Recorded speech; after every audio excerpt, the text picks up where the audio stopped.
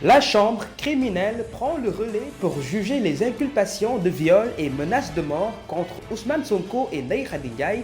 Un avis d'ordonnance a été transmis par le juge.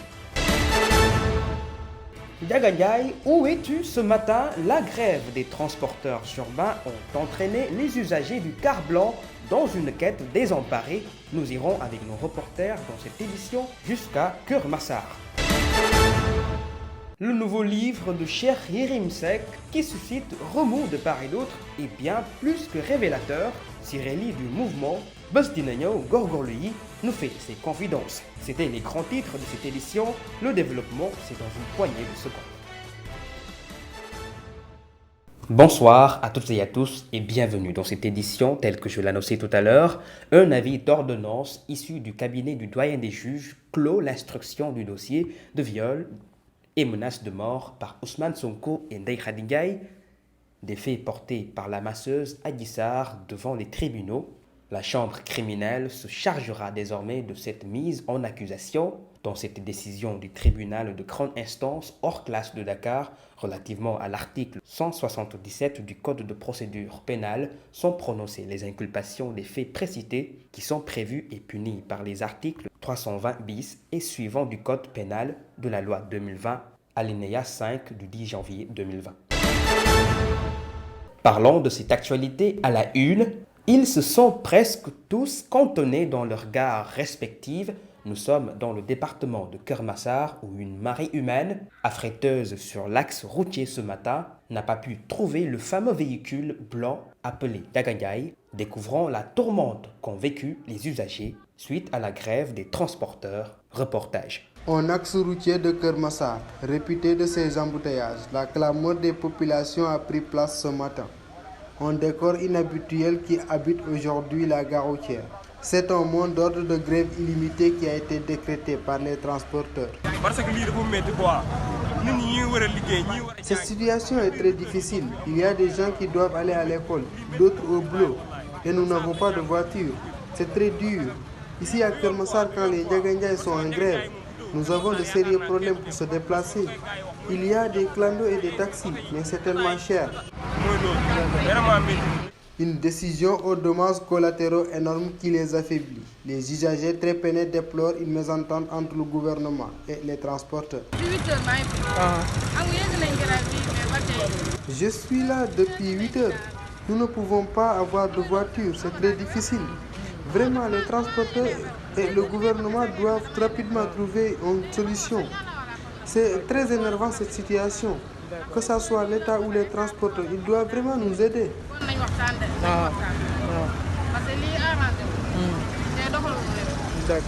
Une situation contraint un besoin humain fondamental qui est se déplacer. Des responsabilités, il en a bel et bien.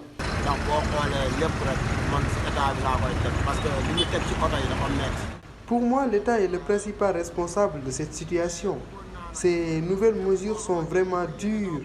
En plus, il y a une augmentation sur le prix du carburant. Ça sera très compliqué pour les transporteurs de continuer dans cette situation. Suite au désaccord des 22 mesures prises par le gouvernement en conseil interministériel, les transporteurs décident de maintenir leur mot d'ordre. Les voyageurs devront prendre leur mal en patience en attendant le retour à la normale.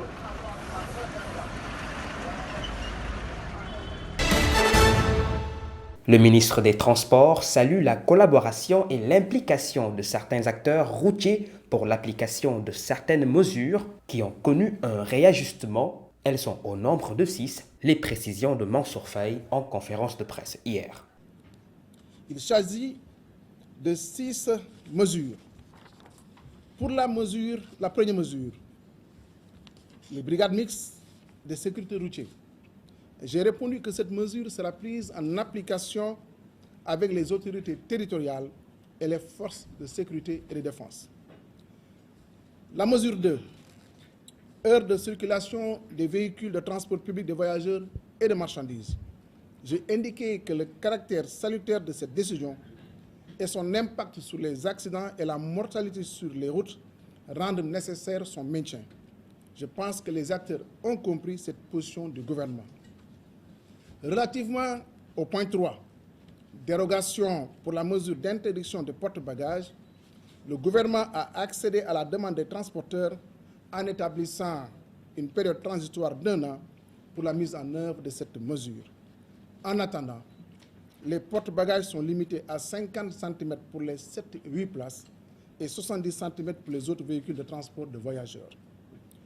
Par rapport au point 4, obligation de visite technique moderne à Dakar, le gouvernement trouvera, avec l'accord des acteurs, un mécanisme pour que des visites techniques modernes soient effectuées dans les régions à travers les bancs mobiles. Cependant, le programme d'érection des 8 centres de contrôle technique modernes dans les autres régions sera accéléré. Concernant la question 5, la durée d'exploitation des véhicules de transport public, un décret a été déjà pris pour porter la durée d'exploitation des véhicules de transport public de voyageurs à 20 ans et celle des véhicules de transport de marchandises à 25 ans à partir de la date de première mise en circulation. Cependant, à titre dérogatoire, une période d'exploitation supplémentaire de 2 ans a été accordée aux véhicules de transport public de marchandises et de voyageurs qui ont dépassé les durées limites fixées. Enfin, sur le point 6, relatif aux âges des conducteurs, les dispositions du code de la route sont maintenues. 23 ans pour les chauffeurs de gros porteurs et 25 ans pour les chauffeurs des véhicules de transport public de voyageurs. En considération des résultats de cette concertation, les membres du cadre unitaire des syndicats de transport routier du Sénégal, le CUSR, ont décidé de ne pas suivre le mot d'ordre de grève décrété par les autres acteurs. Je voudrais les féliciter pour leur ouverture au dialogue et pour avoir mis au devant non seulement leur intérêt corporatiste, mais l'intérêt général, la République et surtout la vie, la santé et la sécurité. Parlons d'une autre actualité de ce mercredi. Cheikh Yérim Seck, auteur du livre mettant en exergue aussi les scandales de corruption qui entachent la promesse d'une gouvernance sobre et vertueuse, il fait aussi le panorama d'un positionnement et parcours de l'opposant Ousmane Sonko qui serait déstabilisant. Le leader du PASTEF sur sa page Facebook a qualifié des faits mensongers dans le livre occulté par des propos élogieux du journaliste. Il ajoute que Cheikh Yérim Seck cacherait son appartenance à la mouvance présidentielle qu'il essaie par une feinte dans l'ouvrage dans le but à sa cible, le PASTEF et ses partisans. Ousmane Sonko a saisi ses avocats, ajoute-t-il sur sa page, pour servir une citation directe au journaliste Cheikh Yérim Seck en 2019, alors qu'il était candidat aux élections présidentielles. Le journaliste a révélé un fait sur la corniche qui compromettrait, selon lui, la carrière du leader du PASTEF.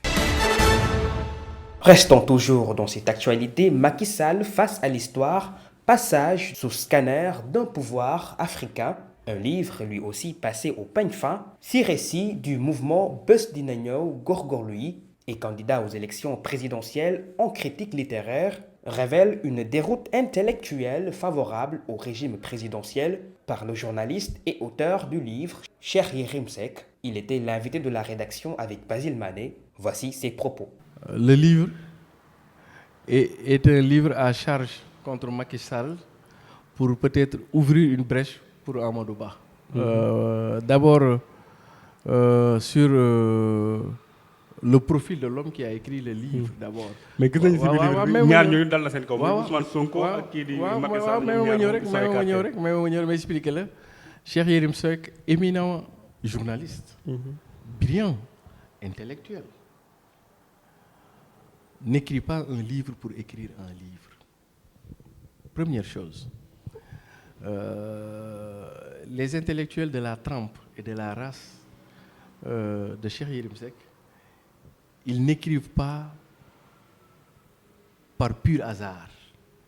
Ils écrivent selon des agendas, ou ils écrivent selon des thématiques, ou selon de la vision prospective.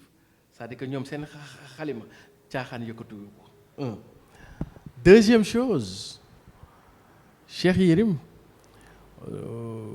bu mu bindee woon livre ci Kéba Mbaye, je pense l'avoir entendu quelque part dire que dootul bind ci nit. Donc il a fait dans le reniement.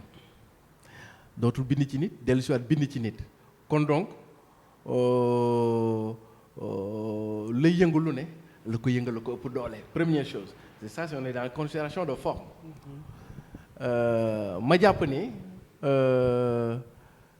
ci confidence bi ma la mën a jox et ça c'est connu de certains cercles hein, parce que man duma xale ah te candidat là j'ai mes propres réseaux depuis un certain temps te Cheikh Yérim dafa rëccal wax ko mais sénégalais bàyyiwuñ ci xel dafa def benn émission ak Maïmouna Ndour Faye ah c'est ça qu'on appelle en droit l'aveu mu ni Mariam nu mu tudd sax ndaw si Diouf kii Maïmouna Ndour Faye voilà mu ni ko Amadou Ba daf maa woo pour ma jàppale ko man sax maa ngi koy jàppale te yow mii woo na la après nga gis gel bi daal di siisu na ne déedéet yéen man bu ma dugal ci yooyu yéen a fàttali ko émission boobu. dëgg très bien mu ni ko déedéet bu ma dugal mu ni ko yow mii woo na la yooyu. loolu ça veut tout dire ça veut dire que mën nga jàpp ni comme Cheikh Yérim moo joxe aveu boobu ne moom day jàppale Amadou Ba donc s'il sort ce livre là. C'est dans la perspective de soutenir. Et puis c'est son droit le plus absolu. Hein? Wow. Des contre-valeurs qui ont poussé la France et l'Europe aux sentiments racistes et xénophobes restent toujours immuables. L'Organisation internationale de défense des migrants les qualifie naturels chez l'héritière du Front national Marine Le Pen. Ces 3 jours de visite au Sénégal n'auraient pas eu raison d'être. Regardons ce commentaire de Basile Mané sur les propos de Boubacar Seye, président d'Horizon Sans Frontières. L'ex-candidate à la présidentielle et chef du groupe Rassemblement National à l'Assemblée, Marine Le Pen est à Dakar depuis le 16 janvier dernier. Le partage de sa vision de développement entre Nord et Sud s'avère être contradictoire sur les questions migratoires. Cette visite de Marine Le Pen au Sénégal est très déroutante car nul n'est besoin de visiter l'histoire de la France et de l'Europe pour savoir que le Front national de Marine Le Pen a été le levier moteur des contre-valeurs poussant la France et l'Europe à des sentiments racistes et xénophobes où les Noirs vivent des moments insoutenables de haine avec des actes et crimes souvent jugés par une justice à 2 vitesses. Dans un tout autre registre, la mamelle nourricière de cette haine n'est personne d'autre que Marine Le Pen, qui aujourd'hui veut visiter le Sénégal, un pays peuplé de Noirs, qu'elle ne veut même pas voir en photo sur le sol européen. Le programme de ces 3 jours au pays de la Teranga est un mystère pour ses proches collaborateurs. Cependant, une partie de la société civile demande au gouvernement du président de la République de ne pas accorder d'importance à la visite de Le Pen. Nous exhortons aussi l'État du Sénégal, les autorités sénégalaises, à ne pas honorer cette visite de Marine Le Pen. Car si elle est reçue par les autorités de ce pays, cela supposerait qu'elle banalise son discours uniquement basé sur le rejet de l'immigré noir, voire l'immigré africaine en France. La migration est, pour Marine Le Pen, une façon de valoriser la question identitaire sur le marché électoral. Marine Le Pen gagnerait aujourd'hui, si elle veut refaire son image à travers le monde, de faire de la diversité son cheval de bataille. Sinon, elle risque de sortir par la petite porte. Parce que dans ce monde mondialisé, Marine Le Pen n'a aucune leçon à donner. Marine Le Pen n'a rien à vendre en termes de gouvernance globale.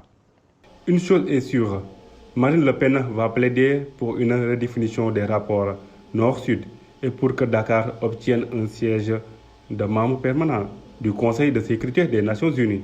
Hier, elle a opéré une visite à Saint-Louis, dans l'usine d'une compagnie agricole spécialisée dans le riz. Mesdames et messieurs, c'est la fin de cette édition. Merci infiniment de l'avoir suivi. Je vous retrouve demain à pareille heure. D'ici là, passez une excellente soirée.